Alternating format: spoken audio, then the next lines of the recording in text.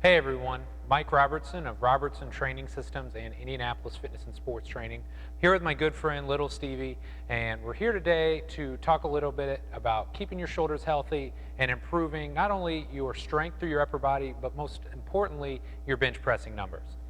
When I went to hang out at the Underground Strength Seminar back in November, Dave Tate and the guys were very gracious, they were very open, and let me take a look at some of these guys.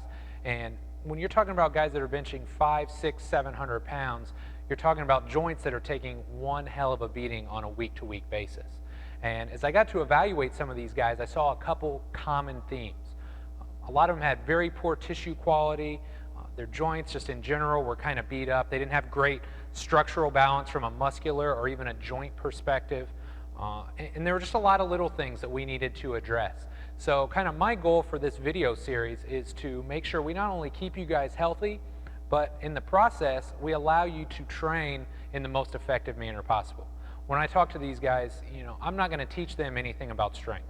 But what I can teach them about are basic techniques that are going to allow them to stay healthy so they can train as hard as possible on a week-to-week basis, which is going to allow them to get as strong as possible.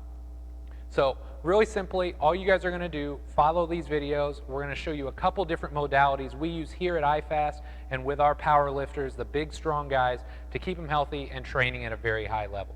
So the first thing we're going to demonstrate here today is a very simple exercise just called band traction.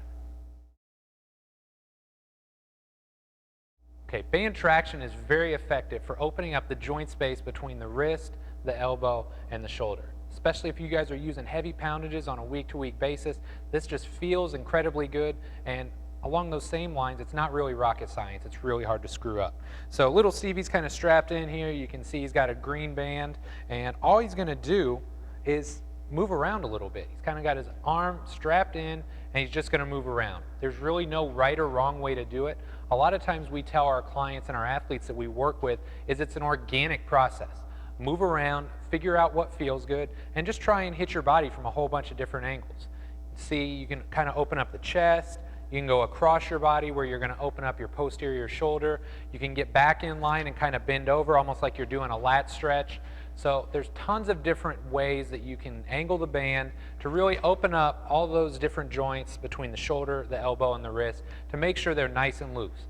You can do it pre-workout, you can do it post-workout, or you can do this on off days. There's really no right or wrong way to do it.